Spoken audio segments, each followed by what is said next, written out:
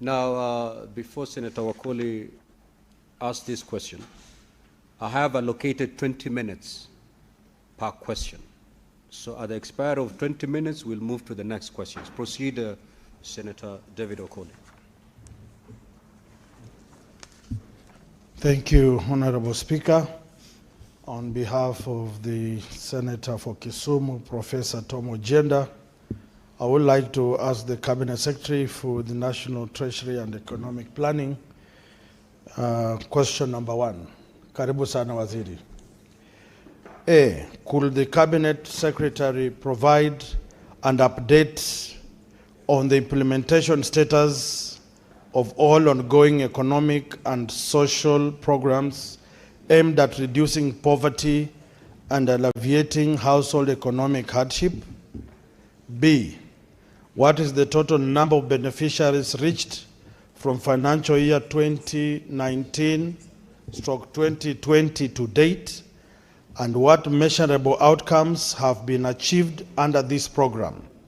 C, could the Cabinet Secretary indicate the regions or counties experiencing the highest levels of poverty and the specific measures being undertaken to address these disparities? D, what steps are being taken to ensure effective targeting, transparency, and equitable allocation of resources in national poverty reduction programs? Thank you, Mr. Speaker. That is question number 1. Yes, you may now proceed to respond.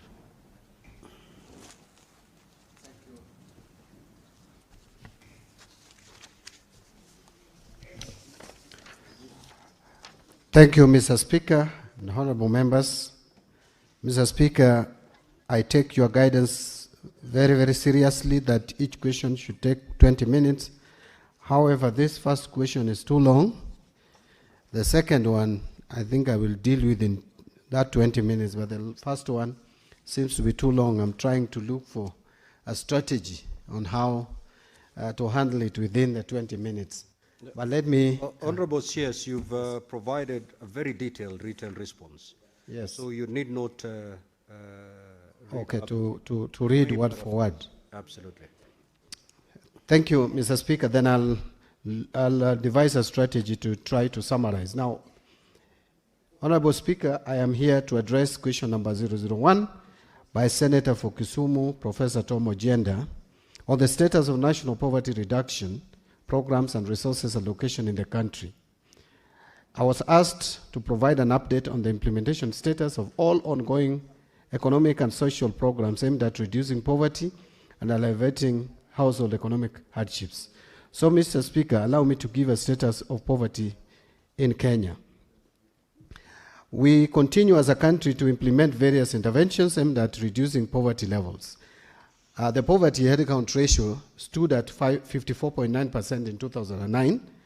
This has reduced to 36.1% in 2015-2016, or it reduced to 36.1% in 2015-2016, and 33% in 2019.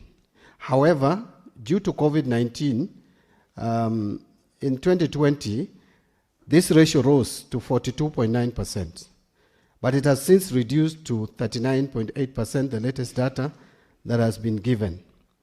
However, that is still very high, and interventions are necessary.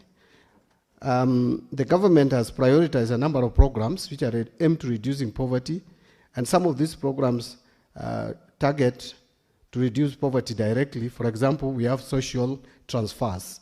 And I will go to social transfers and explain what this means. So the social transfer program has been employed by the government to protect households or individuals who are vulnerable to poverty. We have a number of them. One of them is cash transfer for orphans and vulnerable children, targeting households with orphans and vulnerable children aged 0 to 17 years.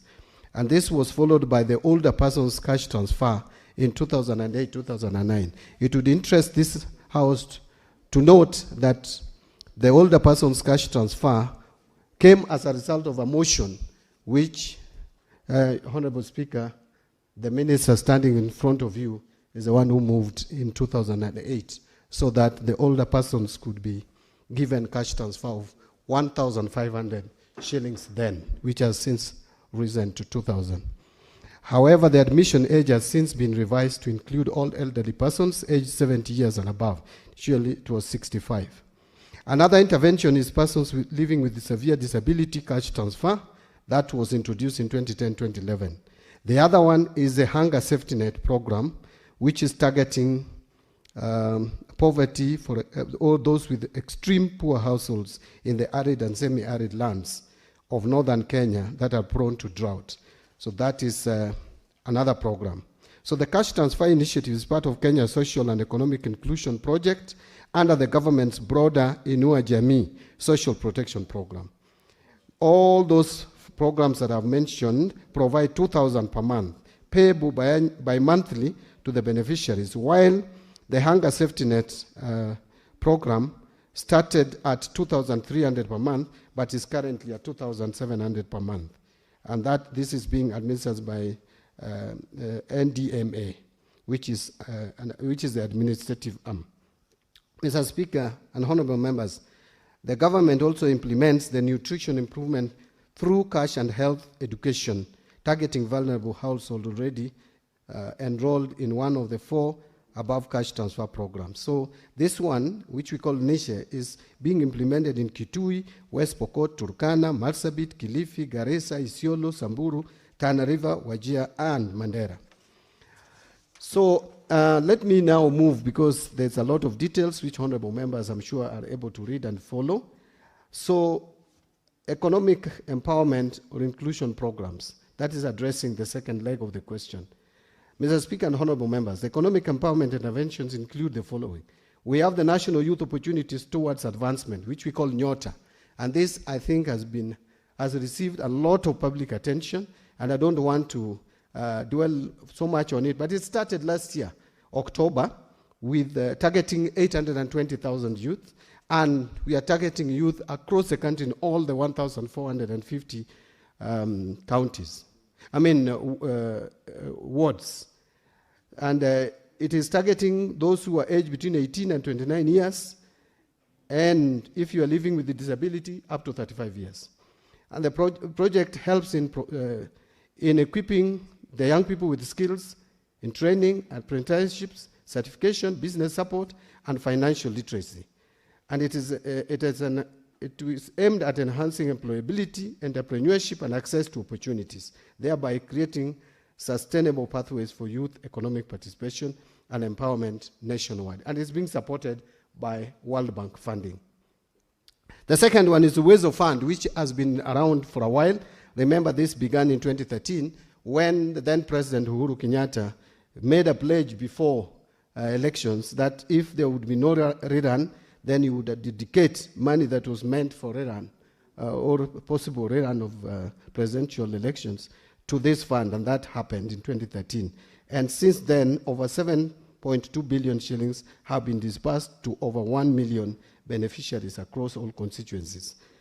There is also the Youth Enterprise Development Fund, which started in 2006 during President Kibaki's era, and this has also been targeting the youth.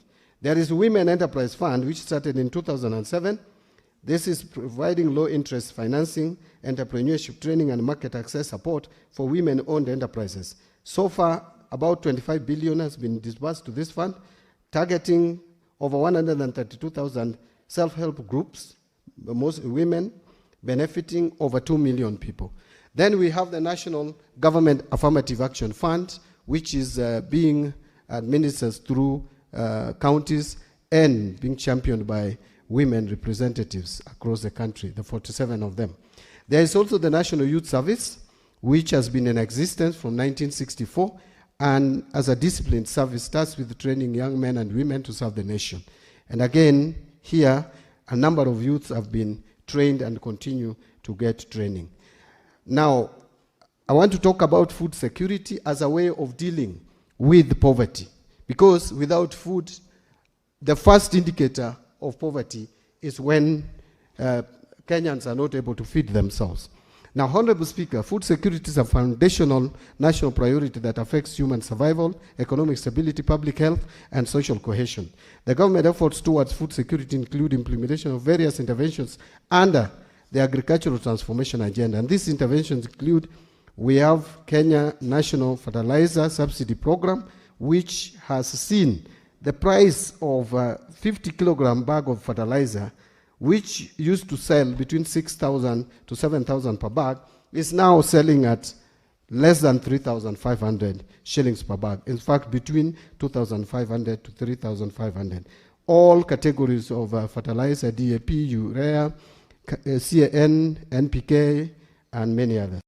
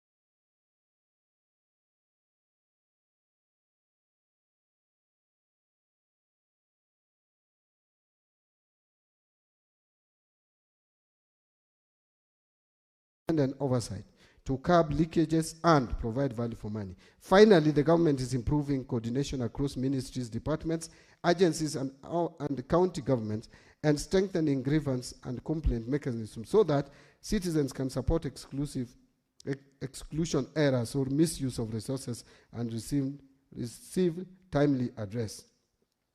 So government acknowledges the importance of generating and making use of evidence in policy formulation and implementation. So, Mr. Speaker, I want to also just to mention participatory poverty assessment is a strategic evidence generation process that complements traditional statistical data and provides deep insights into how poverty is experienced by households across Kenya. So participatory poverty assessment are used internationally and in Kenya and in the past to gather qualitative information from poor and vulnerable communities themselves, capturing their perspectives on living conditions, access to services, barriers to opportunity, and the real-world impact of government policies and programs on their daily lives. And this assessment generates evidence that is crucial for refining policies, improving targeting, and enhancing program effectiveness. Given the value of this evidence to strengthen policy formulation and ensure programs under the bottom-up economic transformation agenda are responsive to the lived realities of the poor, I now formally request that Parliament consider allocating dedicated resources in the financial year 26-27 budget to undertake the sixth participatory poverty assessment. This allocation would support nationwide fieldwork, stakeholder consultation, data analysis, and dissemination of findings, ensuring that the government has up-to-date, community-driven insights to guide poverty reduction and household hardship alleviation strategies going forward. Thank you, Mr. Speaker. I submit. Thank you, Honorable CS. Senator Wakoli, do you have any supplementary questions? Good. So, Senator Mbugua.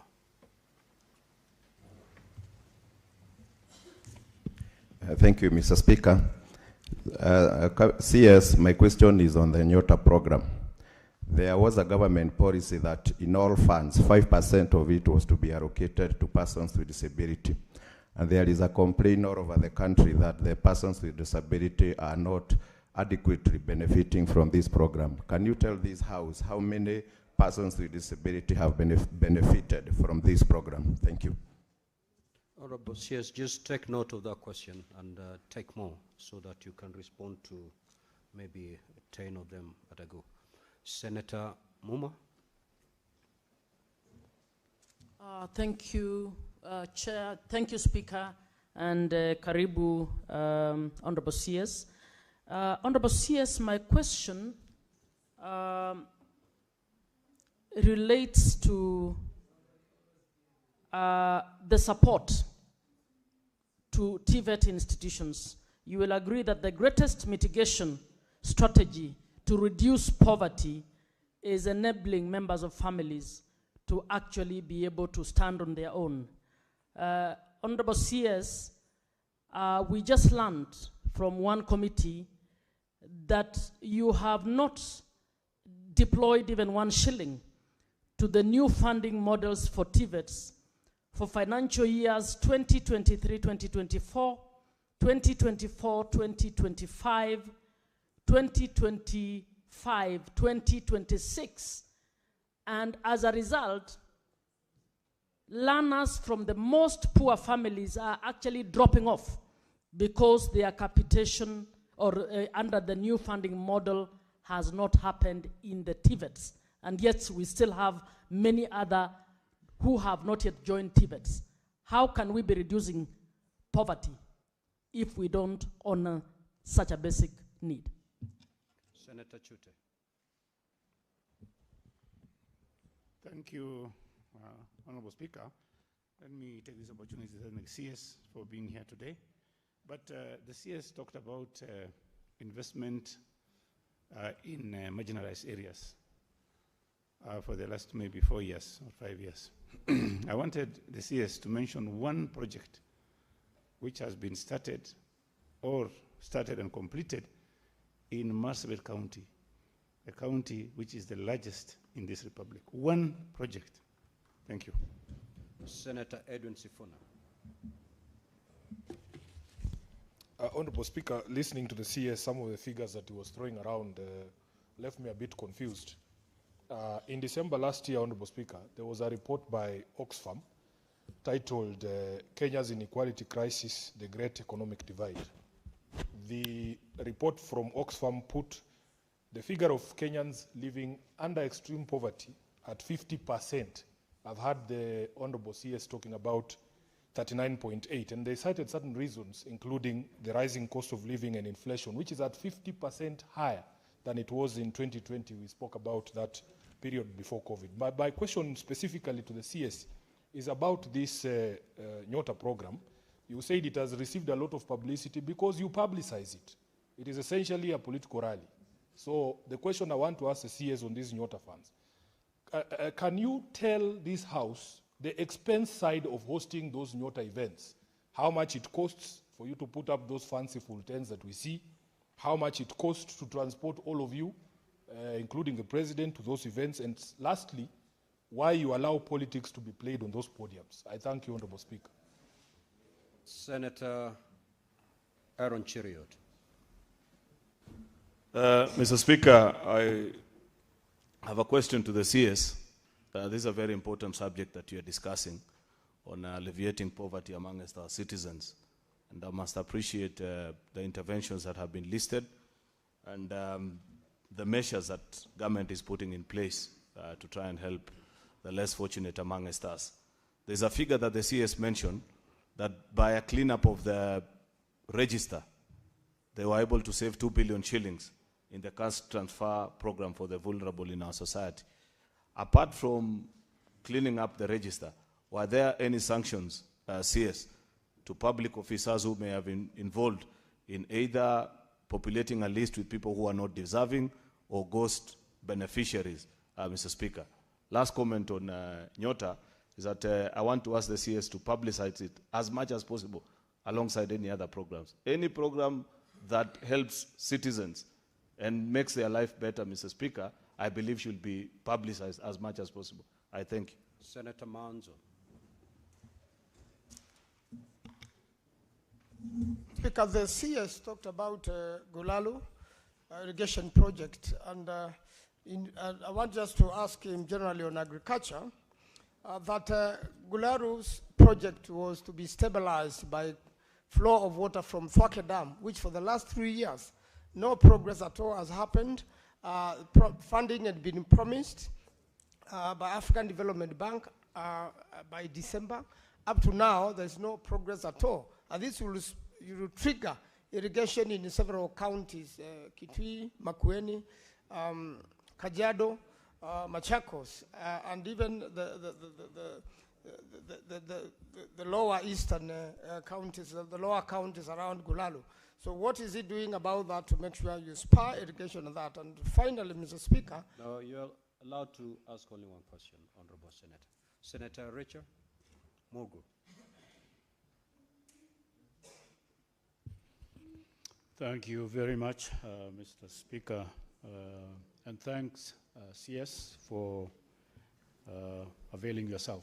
My question is, I went to Rwanda last year around November, and the system in social activities in Rwanda targets whole family, that is family unit, to alleviate and make them be on their feet.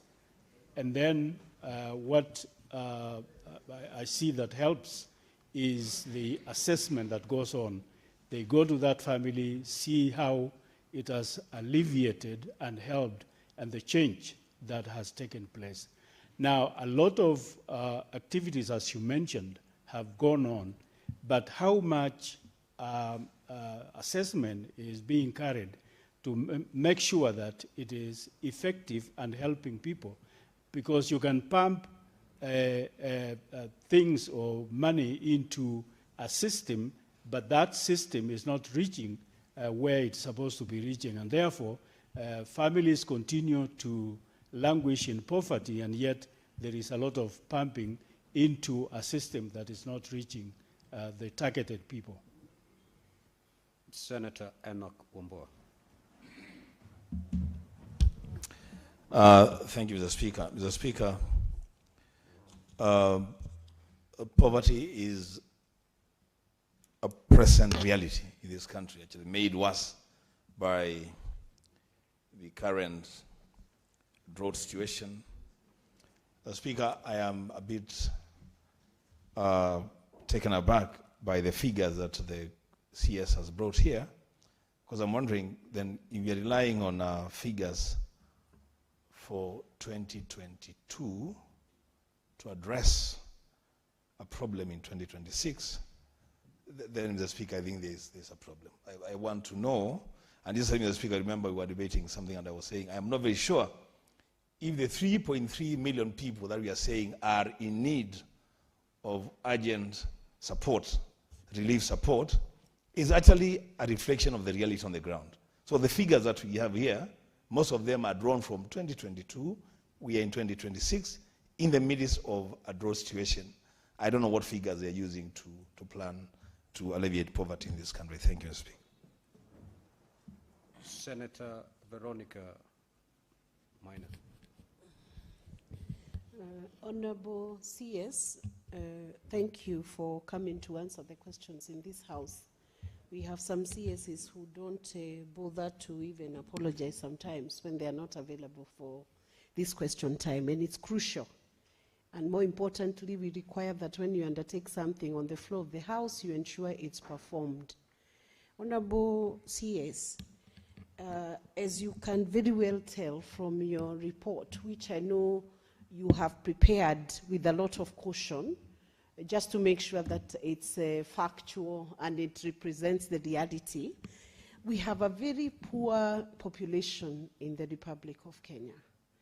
And in Murang'a County, we have people living in extreme poverty, Honorable Speaker, who require very, very key intervention. And I know your report has disaggregated the counties. Honorable CS, I don't know whether you are aware that right now there are fires that have caught, there are some homes that have caught fire within Murang'a County, and that population of the people who have faced those fires do not even have a home they can call a home. What is your ministry doing to ensure that the fires that have happened in Kegumo, fires that have happened in Kangema, in a place called Kiawambogo, fires that have happened in Kandara, and even old people whose homes they are rained on. I mean, when they are asleep inside their home, they are rained on. What is your ministry doing anything to intervene for those people living in extreme hardcore poverty within the counties, and particularly Murang'a County? What are you doing? I have like lineup of 7 homes that need very urgent intervention. Now, honorable senators, avoid making lengthy speeches. Go straight to the question so that we can have as many questions addressed to the CS. Senator Betty Montet. Thank you, Mr. Speaker. Honorable CS, you talked about the social transfers. My question then is to where you stand. From where you stand, do you think that these transfers are aimed at poverty reduction or it is a poverty mitigation strategy? And is it not time that the figures are reviewed? Senator Abbas. Honorable Speaker, I want to ask the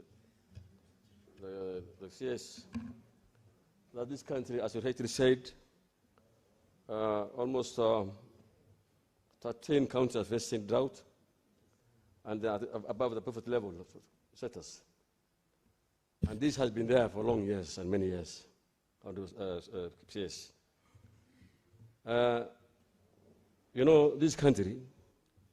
No, honorable senators, I'll remind you again. Okay, let me ask a question. Honorable CS, how much money was allocated for drought intervention in northern Kenya and wherever there's a drought? A lot of, I've seen food being distributed, and we cannot continue relying on food alone every time. This country has to change its policy in terms of, drought interventions. If you just look at Burkina Faso, which has been in the middle of desert today, has surplus production of food just because of one person who made life change in that country. So what is the plan for the country, for this country, to produce, drought interventions in time and to have enough food for food production to avoid giving ad hoc food supply in the drought-stricken areas? Senator Consolata.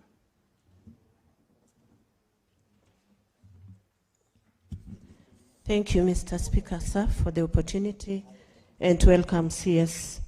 You have outlined a myriad of interventions to boost economic levels. However, my question is this, that which mechanisms has your ministry put in place to inform on the selection criteria of the beneficiaries of these opportunities? Which monitoring and evaluation tool do you have? And finally, which one is your feedback mechanism have you put in place to realize on the uptake of these opportunities? I'm so disappointed that Bungoma County has been rated highest in poverty. Senator Chirange Sampson. Mr. Speaker, thank you. And Waziri, just a quick one. You have discussed the issue of poverty elevation, especially among the young people, Nyota youth development programs that are supposed to be in place. My question through the Speaker is, Waziri, what mechanisms of evaluation and monitoring you have put in place to ensure that young people, or what you are doing in Nyota, and Mr. Speaker, the issues of youth are so much more important that it needs the attention of the President. So, Speaker, what I'm asking is there evaluation and monitoring mechanisms that we have put in place?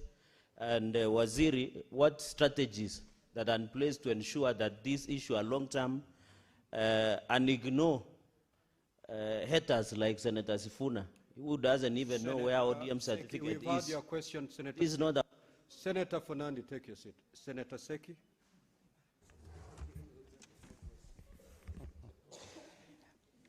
Thank you very much, Honorable Speaker. My question goes direct to the CS, and it's in issues of irrigation development programs. Honorable CS, I believe there was a budget on the financial year 2024-2025 for irrigation schemes in Rombo, in Kajiado County, and in Kuruman, Magadi. Honorable Speaker, I would really wish to know the level and processes where that irrigation schemes is, because we don't see anything so far from those two financial years. Senator John Yuchu. Thank you, Mr. Speaker. I refer to the response by the CS on economic empowerment, Mr. Speaker, and I refer specifically to Nyota program, Mr. Speaker, where when these funds are being distributed to young people, the President is always in attendance. So could the CS Treasury tell us exactly how much does the country spend in transporting the President Senator Newton, that's a repeat question. It's a question that has already been asked, so just wait for its response. Okay. No. Honorable CS, you may proceed to respond, and kindly do so in less than 10 minutes so that we wrap up on this particular question.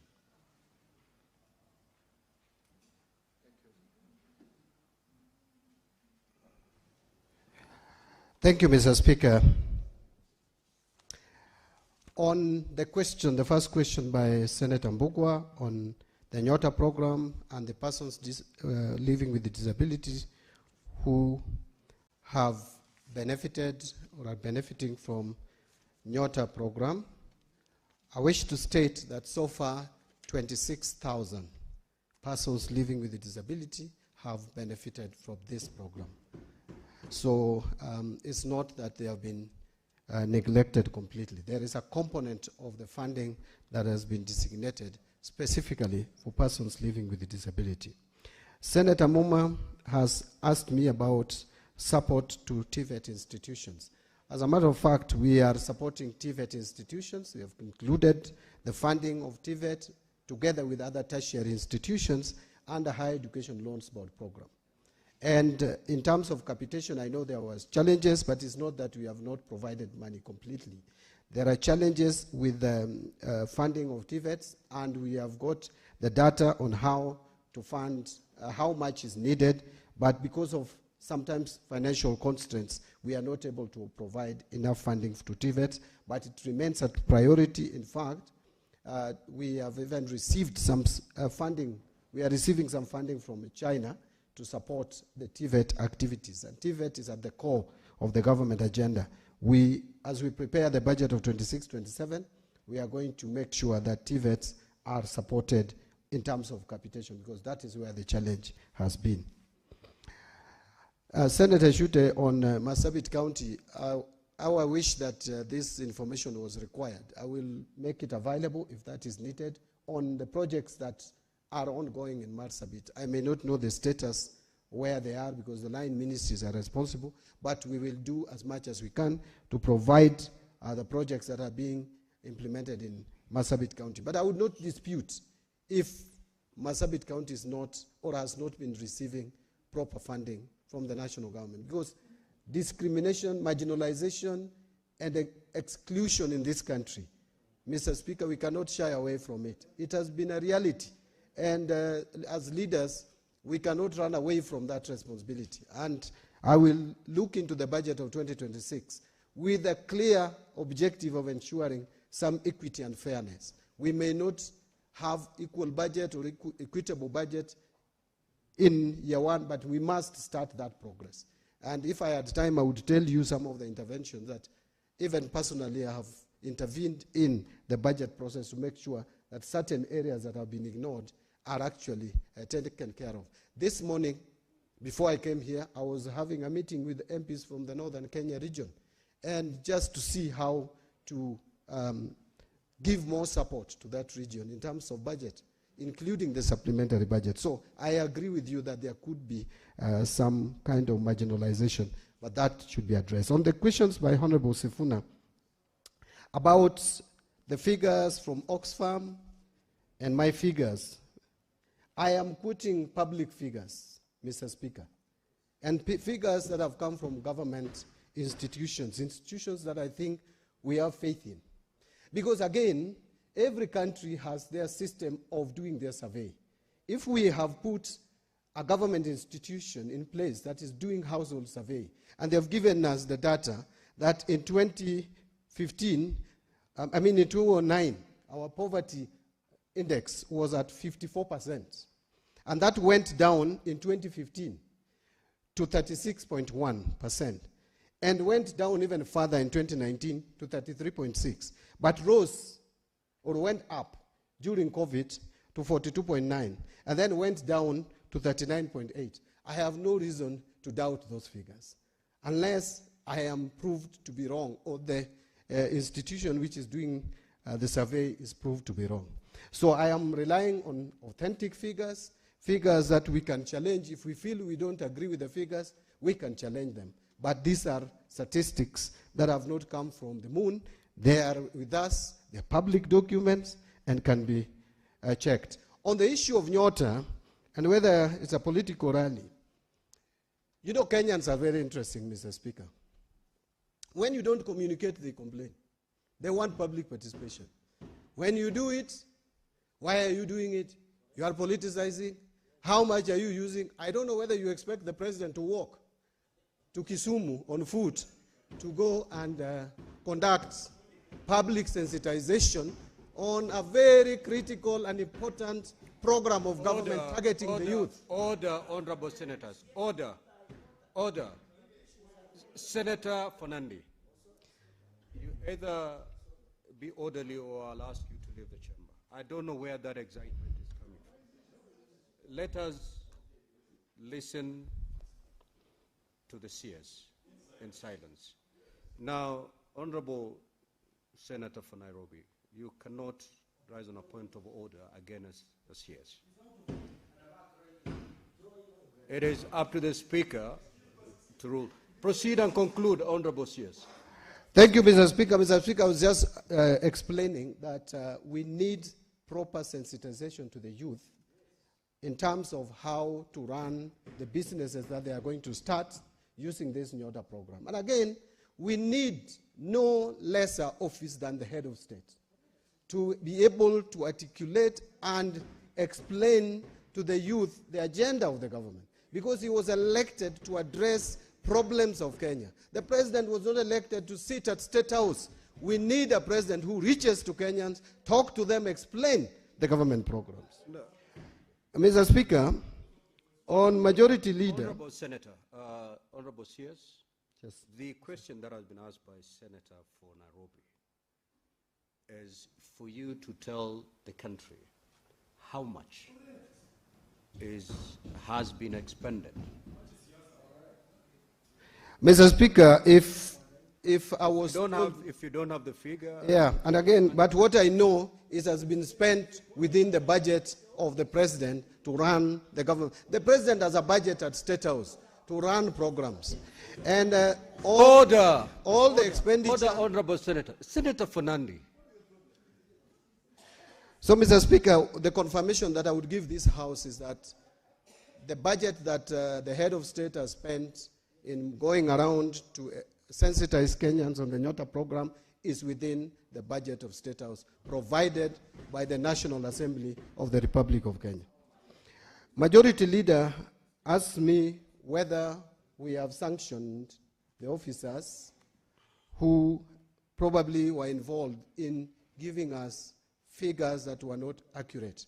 I think the line ministry is dealing with that, but the line ministry helped us to clean the system, get 2 billion, which we actually reallocated to support health programs for those Kenyans who cannot afford to pay for their health programs. So this money that was saved was properly put to support the health programs. Senator Manzo, you asked me about Galana Kulalu. First, for us to be able to irrigate 200,000 acres of Galana Kulalu project, we'll have to do a dam along the river around the Galana Kulalu. And it will be costing us almost 40 billion. Thwake Dam, I'm sure you're aware that we have unlocked all the challenges that were facing Thwake Dam. And therefore now, African Development Bank, and I signed with them, they are supposed now to complete the dam. So it is not a challenge anymore. We know where the challenge was, and I'm sure Senator is aware of the challenges. But in terms of irrigating Galana Kulalu, we need more resources to do a dam that will help us irrigate 200,000 acres. And Mr. Speaker, if we irrigate 200,000 acres, imagine 1 acre produces 30 bags of maize. That we approved, we harvested in December. Out of the 1,500 acres, each acre produced 30 bags. 30 bags times 200,000 acres is giving you 6 million bags. And the harvesting will be done twice in a year. So that is 12 million bags. And the deficit, the most deficit that we have in Kenya, shortage, is between 10 and 15. So Galana Kulalu alone can help us fix the problem of food deficiency in this country. Senator Murgo asked me on how we are assessing, that we should assess at the family level as Rwanda is doing. And that is why, my last paragraph, I concluded by saying that we want to do participatory poverty assessment, which is a strategic evidence generation process. And I asked that the Parliament should give us resources in the 2026-27 to undertake the 6th participatory poverty assessment. We've done 5 before. If we get resources, we are also in agreement that this participatory poverty assessment is a strategic evidence generation process that would help us address this matter. So I completely agree with Senator Murgo. Senator Wambua, I'm not relying on figures of 2022. If you look at my report or my submission, it touches on some figures of 2022, some 2024. But again, some household figures, you cannot do assessment every day. It is even costly, it is expensive, you can't afford it. So we must have some periodic assessment. So some like household survey was done in that year, it will be done again, but you can't do it every year because the figures might have not even changed that much. So we are not relying on outdated figures as you're saying, but some figures, yes, relate to 2022. Not very far off because again, even census we did in 2019, we'll do it again in 2029, but we can be able to project our population based on that.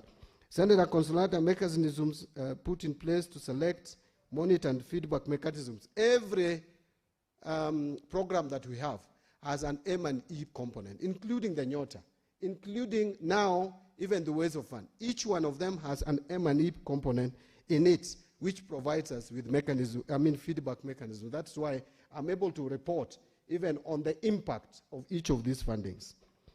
Again, I think that was the same question that Senator Cherargei asked on M&E and how to see the impact it has on the young people.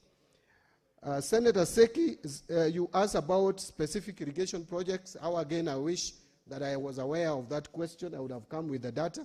So if this House may, if it is desirable, I can go and check and write back to the Senate to indicate where that program is. Senator John Methu, again, you asked the same questions. Newto, yes. Oh, sorry. I got your name wrong. You'll forgive me. But I know you very well. You are always a permanent visitor in my not my sitting, because you are always speaking when I'm in the office. You are always there on Citizen, so I watch you. And giving me some very good tips on how not to do things. But again, on your program, you are asked how much is being used to transport the president to this Nyota program. We spend as much as the parliament has appropriated to State House to support and facilitate the head of state. So that is what we spend. Thank you. Now, honorable senators, we will move to question number 002. Senator Wakoli, you may ask question number 002.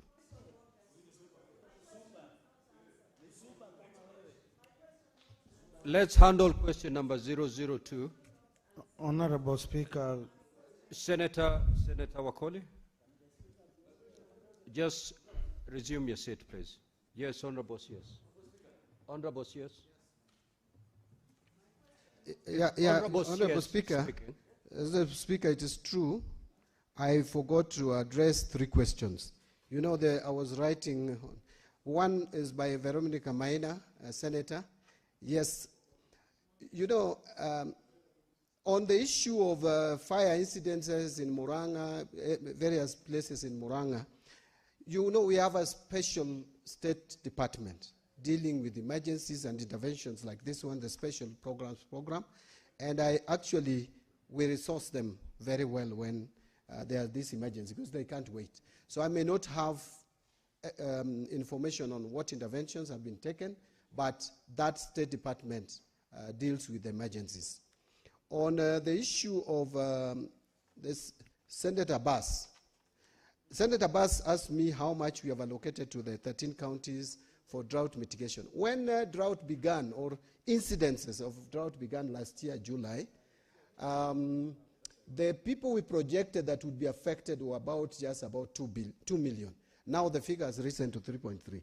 The first request that I got, we gave 3 billion to support in the month of August. Then in the month of November, we gave 2.5 billion. That is 5.5. Then again in December, we gave 3 billion. So that's 8.5.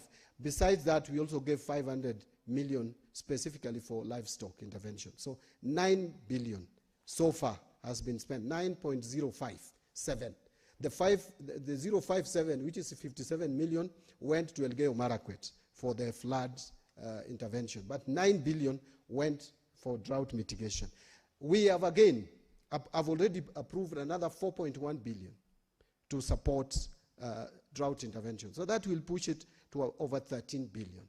We are still monitoring the situation, and if it becomes dire, we will be forced again to put in more resources. So that, in a nutshell, is my response to your question.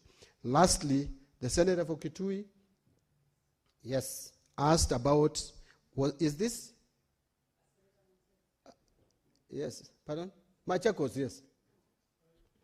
What question was it? Anyway, the question was poverty reduction or mitigation. That was Senator Betty Montet. Oh, okay. I think I captured it. Kitui Senator is Wambua, isn't it? Yes. So I got it completely wrong. Now, poverty reduction or mitigation. Very thin line. You know, when you mitigate, you intervene and mitigate poverty, chances are that you will end up reducing poverty in the long run. Because, again, that intervention helps to give the capacity to help reduce poverty. And we have seen it, by the way, those who are getting cash transfer, some of them even end up saving part of that money to pay school fees. And when they pay school fees, their children get educated, and that is one way of giving empowerment and reducing poverty. So it can be both. Our interventions is both reduction and mitigation. Thank you. Senator Wakoli, you may now ask question number 002.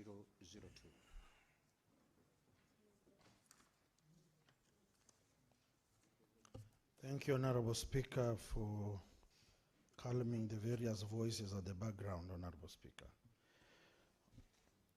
Question number 2 to the Cabinet Secretary. A, could the Cabinet Secretary provide an update on the regulation and licensing status of digital lending platforms operating in Kenya? B, what measures are currently in place to curb predatory lending practices, including exorbitant interest rates, unethical debt recovery methods, and the misuse of borrowers' personal data? C, how is the ministry coordinating with other regulatory agencies to enforce consumer protection and data privacy standards within the digital credit market? D, what steps are being taken to promote fair, transparent, and responsible digital credit as part of financial inclusion while safeguarding citizens from exploitation? Thank you, Honorable Speaker.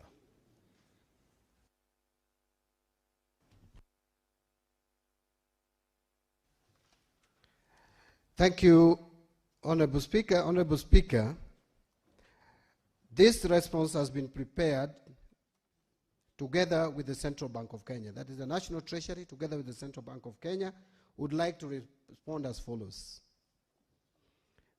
Question number A was, could the Cabinet Secretary provide an update on the regulation and licensing status of digital lending platforms operating in Kenya? This is my response.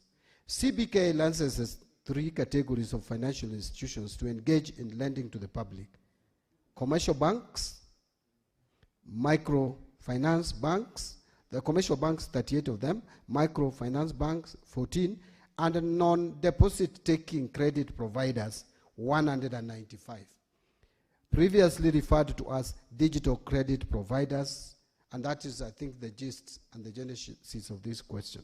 Principally, the licensing and oversight is undertaken pursuant to the Banking Act, Microfinance Act, and the CBK Act, respectively, and regulations thereunder. The statutes have elaborate and comprehensive measures in place for the licensing and oversight of the indicated financial institutions. As of December 2025, credit to private sector by commercial banks and microfinance banks and digital credit providers, let me call it that, was 4.3 trillion, 32 billion, and 110 billion respectively, representing 96.8%, 0.8%, and 2.4% of the credit advanced by the institutions, respectively. This highlights the continued dominance of commercial banks in private sector credit at 6.8%. And again, the table has been, that table is an elaboration of what I've just said, because that was the first question. The question number B, what measures are currently in place to curb predatory lending practices, including exorbitant interest rates, unethical debt recovery methods, and the misuse of borrowers' personal data? This is my response. Mr. Speaker and honorable members, one of the purposes of licensing non-deposit taking credit provision is to ensure that consumers are duly protected from malpractices such as, let me read it again. One of the purposes of licensing non-deposit taking credit providers is to ensure that consumers are duly protected from malpractices such as predatory practices, including high interest rates, data protection breaches, and abuse of personal information. CBK thus engages with all non-deposit taking credit providers licensees to ensure that their pricing models are customer-centric and risk-based. CBK requires these institutions to submit pricing models that are aligned to the provisions of Regulations 27.2 of the DCP Regulations 2022. In view of this, CBK has been engaging with all its licensees to ensure that their pricing models are customer-centric and risk-based, as required by the law. Further, all product features and prices must be reviewed and approved accordingly by CBK. This is ongoing for the licensed non-deposit taking credit providers as well as all applicants. This is aimed at ensuring that the pricing models are fair, transparent, and empowering for consumers accessing the digital credit products. CBK works closely with the Office of the Data Protection Commissioner to coordinate enforcement actions and ensure consistent application of data privacy standards across the sector. The primary responsibility of implementing and enforcing the Data Protection Act rests with the Office of the Data Protection Commissioner. To prevent cyber harassment and unauthorized data access, CBK monitors compliance through regular off-site surveillance and on-site inspections. These reviews assess the adequacy of licensees, internal controls, data governance frameworks, and day-to-day data handling practices, enabling prompt collective action where gaps are identified. Question C. How is the ministry coordinating with other regulatory agencies to enforce consumer protection and data privacy standards within the digital credit market? Honorable Speaker, this is my response. The primary mandate to implement and enforce the data protection rests with the Office of the Data Protection Commissioner. Accordingly, CBK works in close collaboration with the office, as I mentioned before, and this collaboration strengthens sector-wide compliance and ensures that violations are addressed through joint investigation, audits, and, where necessary, penalties or a license revocation is applied.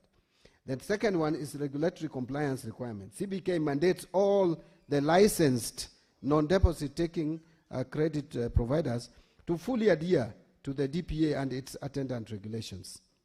As part of the licensing and supervisory framework, NDTCPs are required to obtain a certificate issued pursuant to Section 19 or pursuant to the law. B, develop and implement a robust data protection policy. Number 3 is supervisory oversight and compliance monitoring. Compliance with the data protection obligations is monitored through regular off-site surveillance and targeted on-site inspections. And these reviews assess the adequacy of internal controls, as I mentioned, and the data governance frameworks. Number 4 is the requirement for informed consent. Digital lenders are expressly required to obtain clear, informed, and explicit consent from borrowers before accessing personal data, including phone contact lists or location information. The use of consent must meet the standards outlined in the DPA and ensuring that, or the Data Protection Act, and ensuring that customers understand the purpose and scope of the data. Number 5 is enforcement of data minimization principle in line with the Regulation 33 of the Data Protection Regulations 2021. CBK enforces the principle of data minimization. Question number D was around what steps are being taken to promote fair, transparent, and responsible digital credit as part of financial inclusion while safeguarding citizens from exploitation. And Mr. Speaker and honorable members, this is my response. Licensing and regulatory oversight. CBK requires all non-deposit taking credit providers to be licensed under a DCP regulatory framework that outlines eligibility criteria, governance, operation standards, and consumer protection obligations. Number 2, supervisory engagement and capacity building. CPK has continued to actively engage licensed non-deposit taking credit providers via off-site reviews and targeted on-site inspections, as I had indicated before.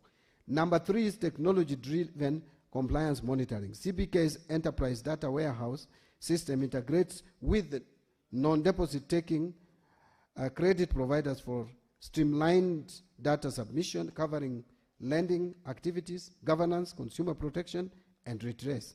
Further, CBK collects periodic returns on outstanding credit from non-deposit taking credit providers via the bank supervision application.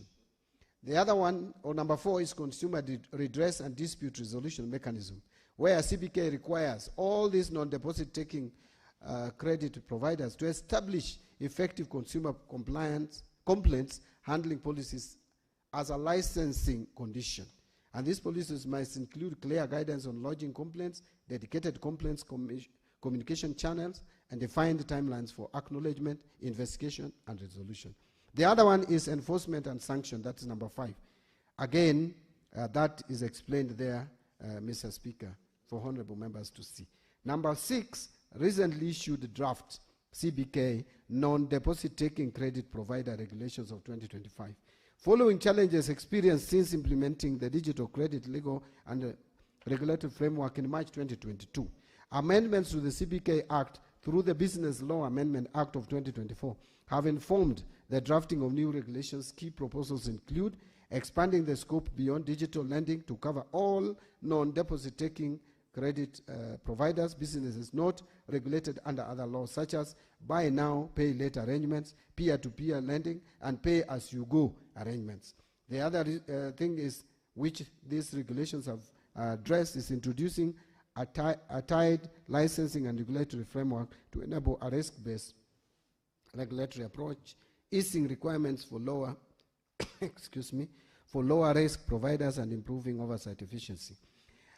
The next one is the credit providers continue to harass and or mistreat customers. Thus, the urgent need to enhance the penalty for mistreating or harassing consumers. That has now been provided through regulation. Finally, enhancing penalties for violations and failure to comply with the provisions of the Act, and these regulations and any other regulations, guidelines, code of conduct, directive, order, or condition imposed by the bank from 500,000 now to 2 million shillings to be dissuasive and instill discipline among the non-deposit taking credit providers. Thank you, Mr. Speaker.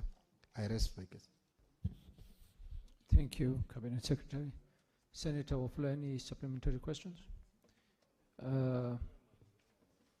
We shall proceed to take supplementary questions from the other senators. Senator Alexander Mundigi. Asante Bwana Spika, swali langu ni kwa asili katika Embu County na katika act ya disposal kuna magari nyingi sana katika Embu County zinafaa ziuzwe, na ninajua hii swali sio katika Embu County peke yake na sina wrong book, na hiyo imekuwa kila wakati wote inakuwa ni audit query. Tungetaka kujua Embu County hiyo wrong book zitapatikana wakati gani, na hiyo magari itaondolewa wakati gani, na sitafanyika na namna gani ndio siweze kuondolewa ama siweze kusaidia watu waweze. Senator Mundigi, swali yako haihusiani na swali ile ambayo iliulizwa. Iko nje ya swali langu Bwana Speaker. Ilikuwa general questions na nilikuwa nimeomba before ile speaker mwingine aondoke. Bwana Speaker. Senator Mundigi, hakuna kitu kama general questions. Hakuna kitu kama hiyo. Swali yako inafaa kuhusiana na ile swali ambayo iliulizwa na Senator Wafula. Lakini Bwana Speaker, wakati before ile speaker mwingine aondoke nilikuwa nimeuliza. Basi ilipitwa na wakati. No, lakini aliondoka na akasema nitauliza in general questions.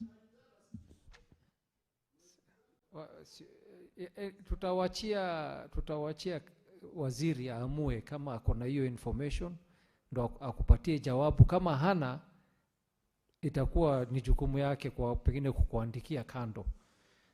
Senator Beth Siango. No.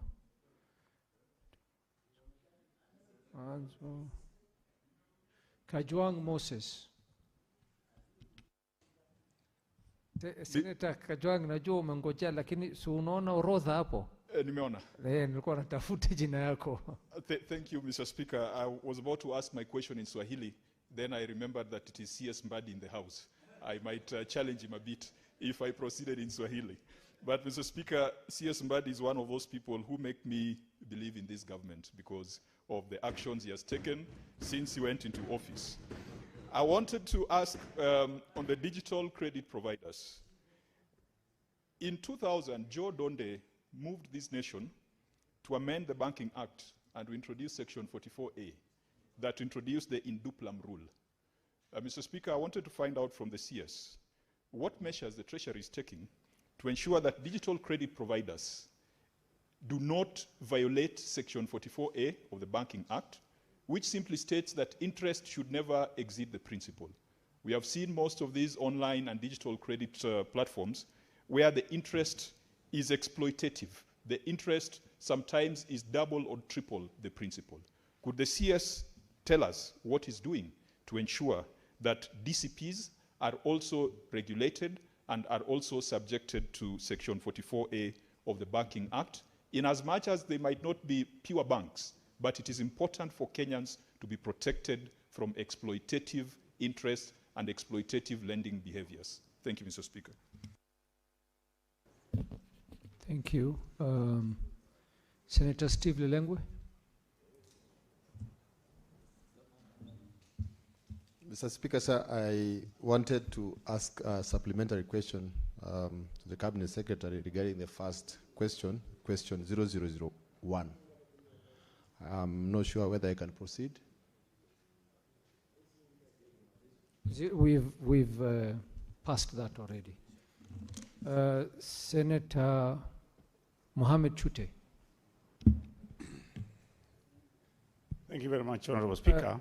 Just a moment. Senators, if you're not intending to ask a question, could you please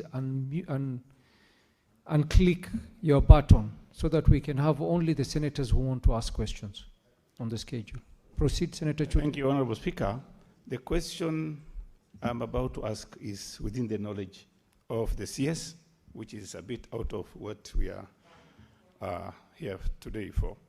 But I would want, if he can answer now also is fine. If he can answer later on, it's fine. Honorable Speaker, there is Engineer Joseph Wakoguyo, personal number 198-605-9914. The engineer died in November 2020, and to date, the dues has not been paid. His wife, the widow, asked me to ask the CS. Senator Chute, I'm going to remind you the same thing I reminded Senator Mundingi. You're asking a question which is outside the I've already said the line question which has been asked. Said it. Yes, you've said it, but your question is so detailed about an individual. You cannot expect the CS at this very moment to answer that question. I have put, what I did, Honorable Speaker, is I said he can answer now or later on. No, he cannot answer now or he cannot answer later because it is not in Honorable the question. Speaker, It is not in the line of question. I am asking this question. Senator Chute. Allow me. Senator Chute, what you can do, if I'm to advise you, seek an appointment with the CS, take the matter to him, because he will have to ask his officers for the file. You cannot expect him. No, we will not argue on this, Senator Chute. Please take a seat. We're going to take the next question. Senator Joe Newton. Thank you, Mr. Speaker. I refer to question number B and the response by the CS, Mr. Speaker. And this is about exorbitant interest rates and what the CS is doing to see to it that Kenyans are not exploited through these predatory lending practices, Mr. Speaker. So I wanted to ask the CS, whom Senator Kajwang has described as one of the reasons that he trusts this government, to tell us whether he thinks that the former situation that we had, where we had fixed bank lending rates, is something that we should revisit. Because, Mr. Speaker, this was, in my view, very progressive to borrowers. So does he think that we can go back to the situation where we had fixed bank lending rates? And if not, tell us why he thinks that we should not go back to that particular situation. Thank you, Mr. Speaker. Senator Samson Cherargei. Thank you, Mr. Speaker. One is I want to find out from the Cabinet Secretary on this issue of digital credit providers. What mechanisms, because we have seen most of them are exploitative in terms of interest, and even they have Shylock-like predatory, it's called predatory lending, Mr. Speaker. What mechanisms have been put in place by the Ministry of National Treasury and the Cabinet Secretary to ensure that these digital providers, lenders, are within the Banking Act and they are not exploitative like when you borrow from Shwari, for example, in Safaricom, and the blacklisting. As you are aware, Mr. Speaker, there was a hue and cry, especially from the youth, where when you borrow, they sometimes even switch your phone, even if it is Mulika Mwisi, Mr. Speaker. So we need what we call consumer protection in short, especially to the lenders in digital issues. And I want to ask Senator Newton not to be worried. There is a lot to believe in this government. He should not be just pessimistic. There is a lot even we are doing in Muranga Mau roads. Mr. Speaker, I yield back. Cherargei, why do you seek points of orders for no reason? And you're just supposed to ask your question. Senator Nyoto, yes, what's your point of order? Mr. Speaker, I think Senator Cherargei should stop dumping these boats all the time and take time to listen. I did not at all. I have platforms to express my displeasure with this failed government, but I did not. In my question to the CS, I did not say, I actually just referred to the comment that Senator Kajwang made.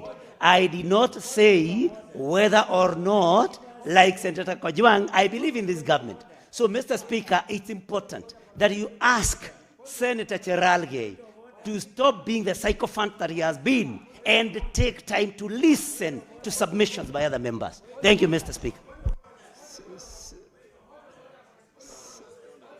Senator Mundigi. Bwana Spika, Bwana Nyotu angefaa kusema serikali ambayo imeanguka.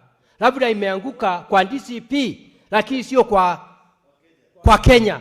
Kwa hivyo anafaa aondoe hiyo mjadala wake. Kwa sababu tumeona vile serikali ambayo ya William Ruto vile imefanya kazi kwa kina mama, kwa wazee, kwa vijana, kwa asili kama ule ni wa serikali ya broad based, alafu sasa akuja kudanganya Wakenya hapa ati serikali imeanguka. Nataka nimfahamishe hii serikali itaenda miaka ingine 7. Serikali William Ruto atakaa miaka 10. Asante Bwana Speaker. Senators, we need to proceed with the questions. Yes, Eddie. Sorry, yes, Senator Eddie. Mr. Speaker, mine is just a I think it's a point of order. But, Mr. Speaker, it's very difficult to get these ministers, the CSS, for us to be able to ask them questions in whichever platform. I know it might be easier to say, let Eddie Okech go to the minister's office. But I can tell you, Mr. Speaker, I have called a number of ministers, including the minister who is here, Minister John Mbadi, and you don't get them on phone. So when they come to this house, Mr. Speaker, just wait. I'm on a point of order. I'm on a point of order number 51C, which talks about the responses to questions by cabinet secretaries. That's where I was heading to. Mr. Speaker, if you read 51C7, it says, upon the issuance of a response or making of a statement under paragraph 1, which is basically answering the questions, the Speaker may, the word there is may, not shall, may allow the senator who asks the question to raise a maximum of 2 supplementary questions that relate to the question. That relate to the question. The person who asks the question to the minister shall relate their question, supplementary question, to the question they have related. And then B says, allow any other senator to ask a supplementary question. A supplementary question which might not be related. This is the sense of this point of order.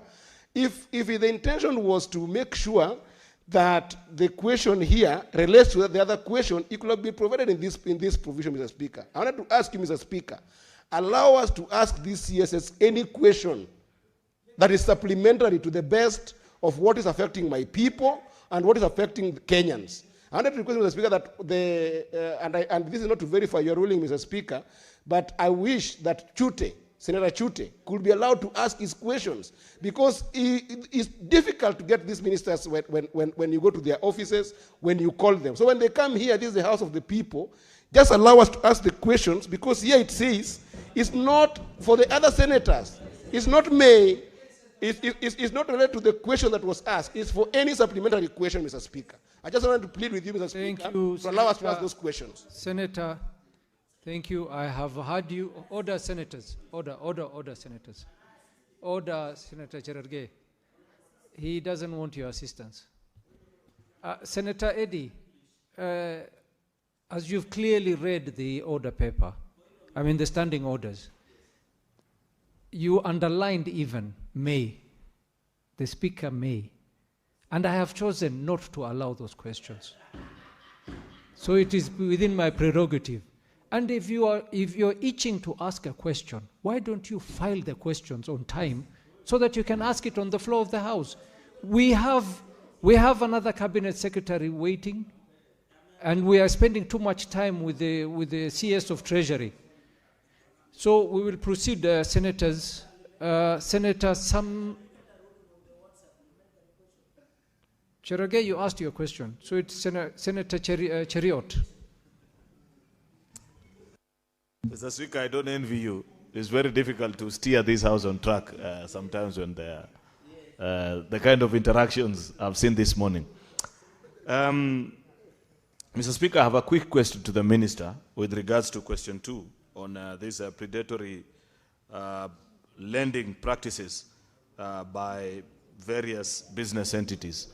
One of the reasons why I celebrate you, Minister, is that you have really demystified this position of the Cabinet Secretary in charge of the National Treasury. You're the first minister to go in charge of finance, to go to Bunge la Mwananchi and engage citizens at the level which you're doing. I'd wish that you do it more. At your next visit, Mrs.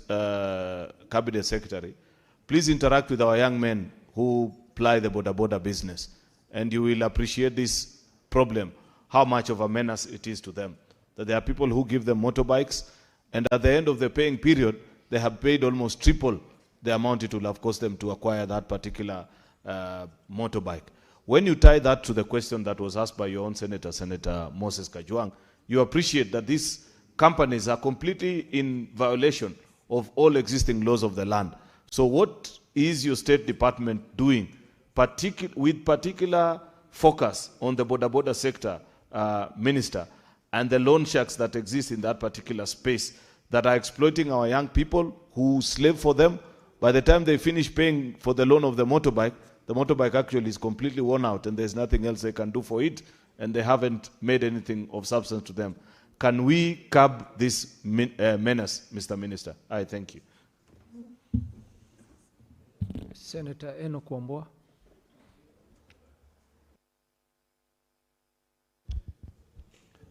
Thank you, Mr. Speaker. For some strange reason, Senator Cheruiyot seems to have asked the question that I wanted to ask, but I will ask a different one. Bwana CS, let me congratulate you for what you're trying to do to rein in these predators. But the real predators will be found in the Shylock space. People who are really preying on the desperation of Kenyans, especially young Kenyans, for quick money, but the repayment is as painful as pain can get. What would your ministry, department, do to ensure that you clean up that mess about the Shylocks? They are really, really exploiting young people. They are really, really bringing a lot of pain in households. I know quite a number of families that have actually been broken because of the activities of Shylocks. What are you doing about that space? I thank you. Senator Manzo. A very brief one, Mr. Speaker, on the same.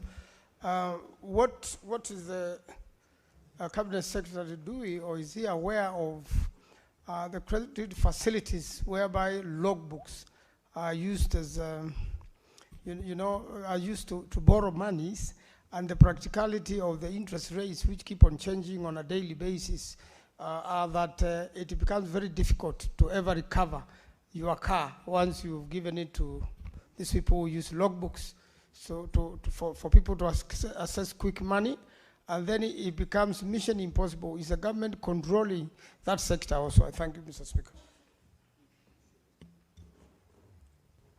Cabinet Secretary.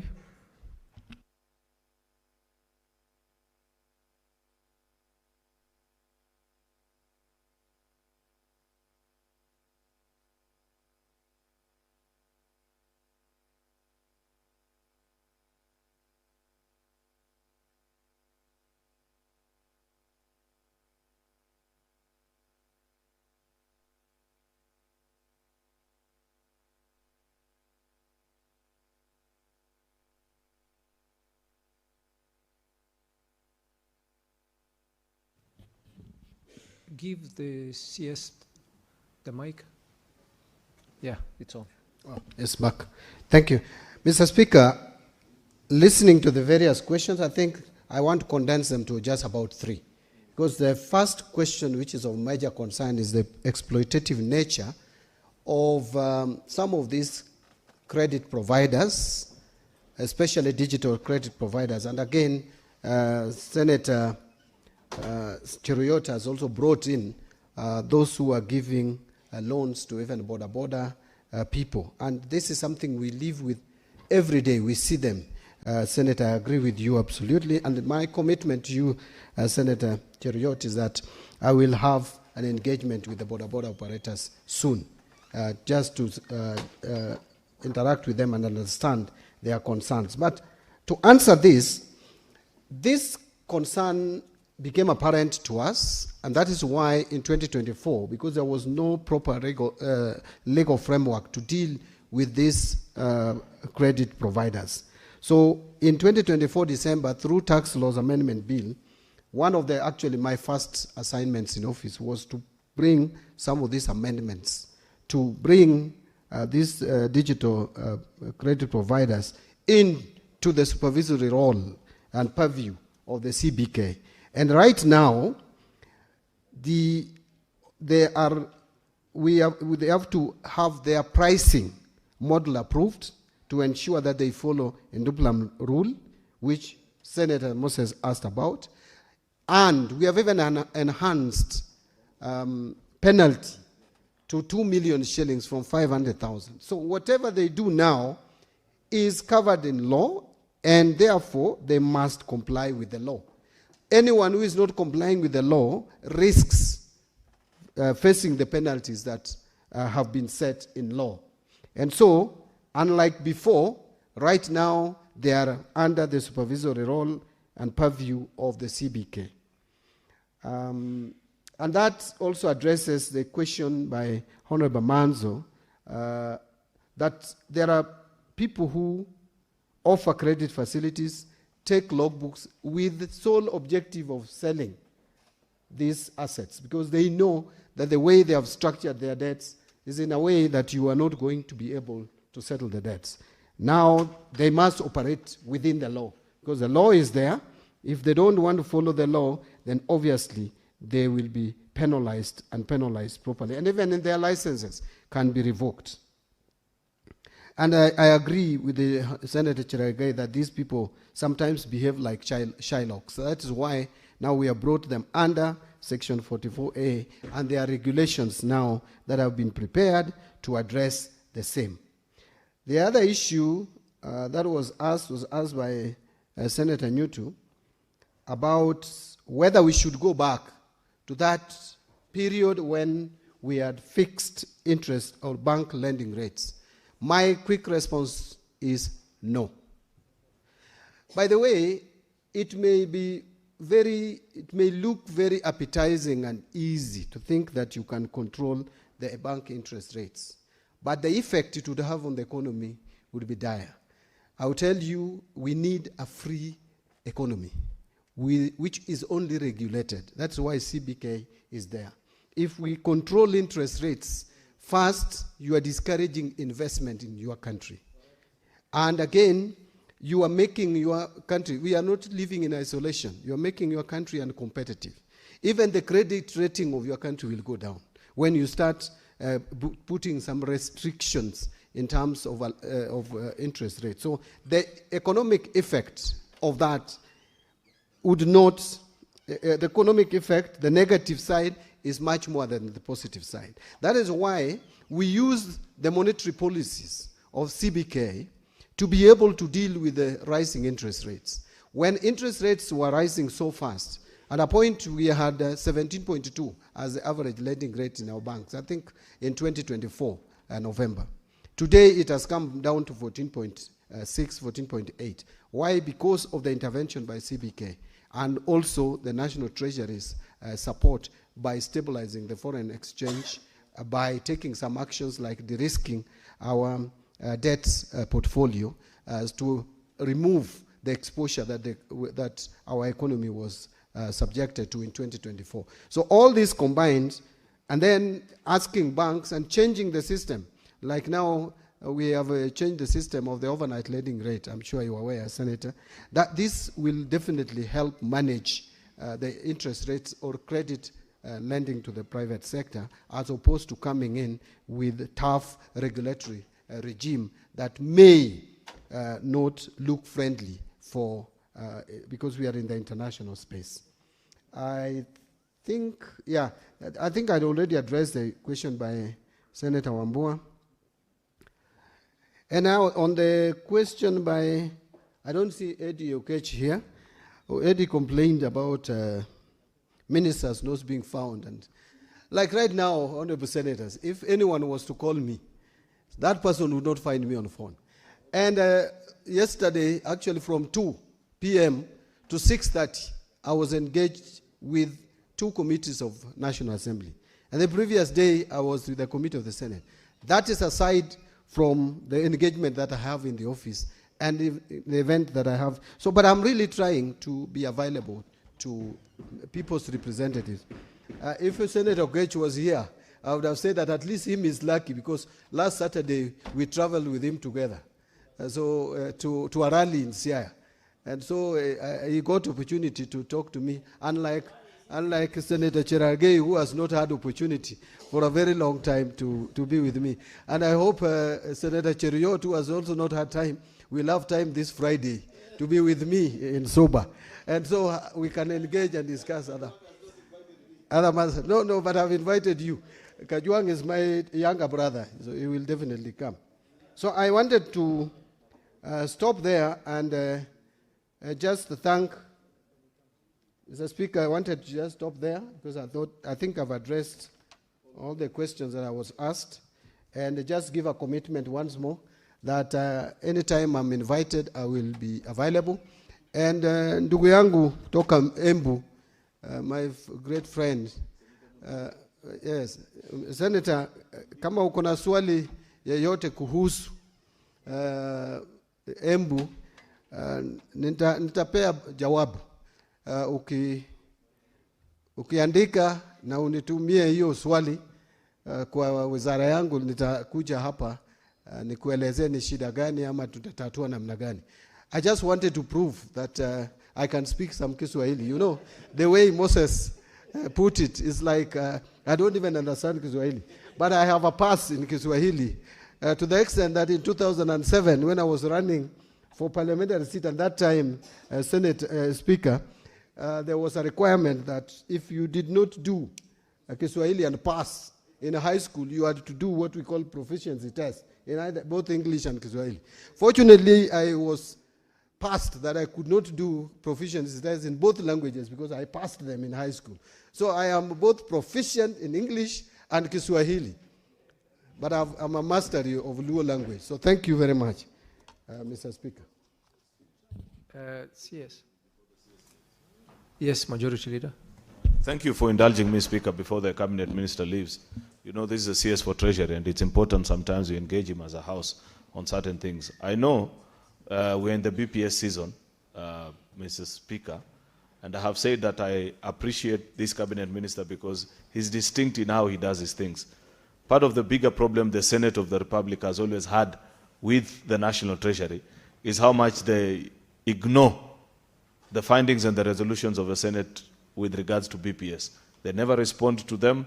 None of it is ever acted. So I want to challenge CS Mbadi that if you want to become successful even more than what you already have become, please take time and inbuilt into our national budget the recommendation from the Senate on the budget policy statement. All your other previous ministers have ignored it, and I don't want to say what the results have been. Lastly, Mr. Speaker, as a House, we have tried to pursue the very elusive 450 billion plus as shareable revenue to counties.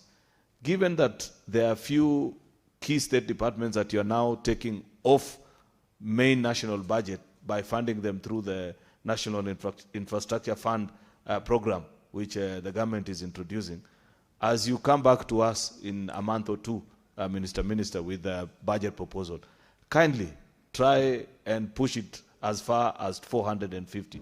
That is a request from the Senate. I thank you, Mr. Speaker. Thank you, Majority Leader. Honorable Senators, we have come to the end of question time with the CS. Senator Mandago, you've just walked in. We had actually concluded. It is only, I only gave the indulgence to the Majority Leader. Cabinet Secretary, I really thank you. He was speaking on behalf of the House. It was a matter of public BPS. Eh? No, we have to. We have the other Cabinet Secretary sitting and waiting to be asked questions. So can we please allow the Cabinet Secretary for Treasury to take leave? Cabinet Secretary, we thank you for your time. And Bwana Waziri, Senator Chute has really pleaded that he really wants to take that matter with you. So if maybe he will write to you to seek for an appointment with the details. So because I understand what he's asking requires your officers to look through it. So Chute, the CS, will be expecting a letter from you with the question and the details so that he can give you an appointment. That's in order. Thank you very much, Cabinet Secretary. Thank you very much and have a good afternoon. It's still morning, sorry. Good morning. Please show, Sergeant Rams, show in the next Cabinet Secretary.